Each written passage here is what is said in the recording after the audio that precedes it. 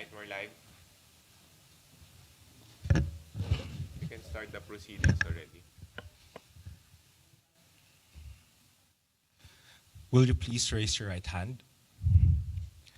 Do you swear to tell the truth, the whole truth, and nothing but the truth before this honorable commission? Yes, sir.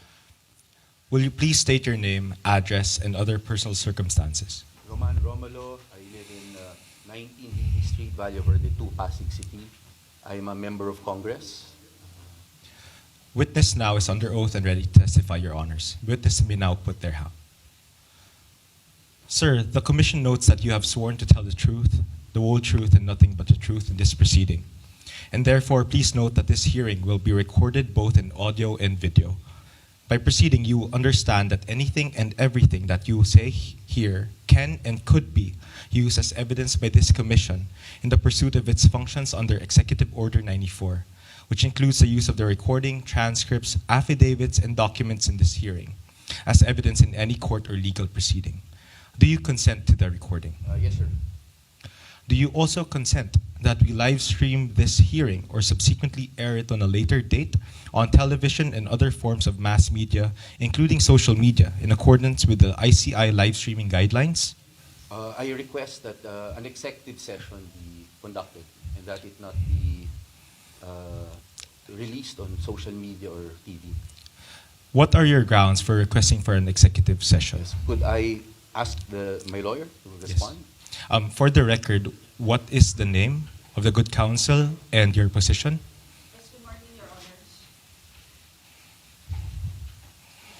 Yes, good morning, Your Honors. Attorney Erica Migrinio, respectfully appearing as counsel for the good Congressman Romulo.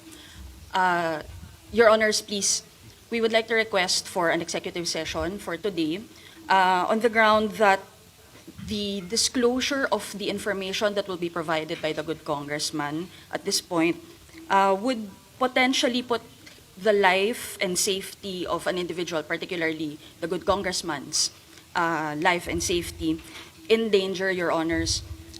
Considering the nature of today's session and inquiry, the live stream of these proceedings, Your Honors, could be misused by members of the public to malign the reputation of the good congressman and would create an environment that would not favor an impartial deliberation on the matter at hand, Your Honors.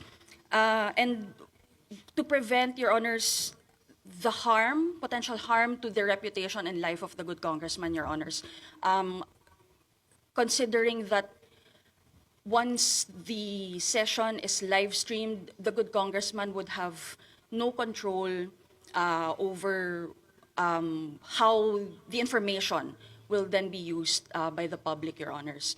And on these grounds, Your Honors, we would like to request for an executive session for today. Thank you, Your Honors.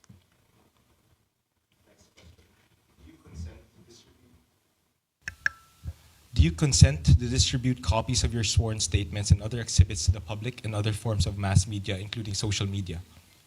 With respect to the affidavit that will be required, I have no problem because that's a public document anyway.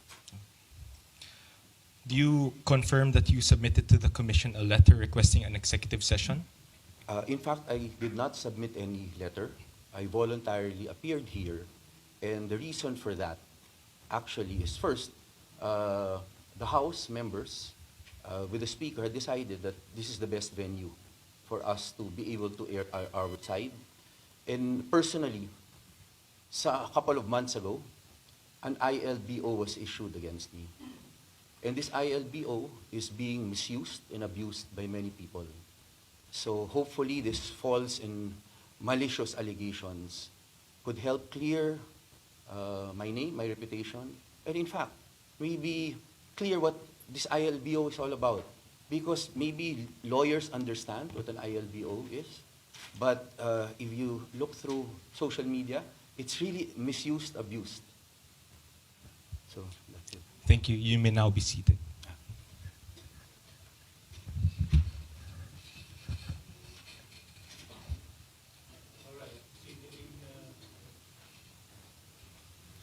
Considering the reason stated by the Honorable Romulo, Congressman for his district, we will call for a recess